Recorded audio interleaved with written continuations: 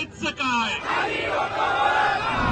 भाजपचे एक नालायक, निष्क्रिय आणि या महाराष्ट्रामध्ये कायम जातीवाद आणि धर्मवाद पेटवणारे आमदार नितेश राणे यांच्या विरोधामध्ये या ठिकाणी आपण आंदोलन आयोजित करण्यात आलेला. रोज सकाळी आपण टीव्ही चालू केला की झोपेतून उठलेला नितेश राणे आपण पाहतो.